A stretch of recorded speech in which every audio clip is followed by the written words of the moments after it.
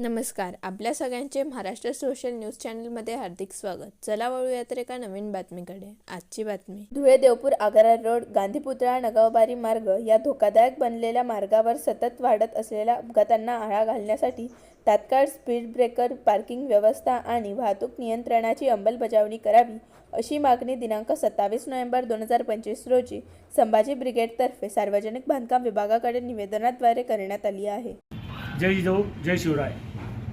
आम्ही आज कार्यकारी अभियंता सार्वजनिक बांधकाम विभाग धुळे यांना निवेदन देण्यासाठी आलो आहोत. विषय असा आहे, देवपूर आग्रा रोड येथे गांधी पुतळा ते नगावबारी दरम्यान काही महत्त्वाच्या चौकांमध्ये स्पीड ब्रेकर बसवण्यात यावी, अशी आम्ही मागणी करण्यासाठी इथं आलो आहोत. यासाठी देवपूरमधील गांधी पुतळा ते नगावबारी या परिसरामध्ये वाहतुकीची कोंडी होत आहे.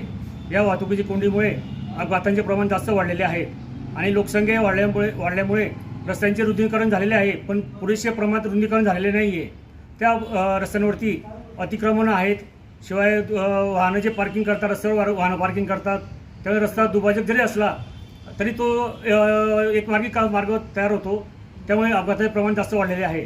त्यासाठी आम्ही संभाजी ब्रिगेड धुळे जिल्हातर्फे मागणी करीत आहोत की बाबा नेहरू चौक, नंतर एसपीएस कॉलेज, GTP दत्तमनीर चौक, ही मॉडेल चौक आणि GTP चौक या 4-5 चौकांमध्ये स्पीड ब्रेकर लवकर बसवण्यात यावे.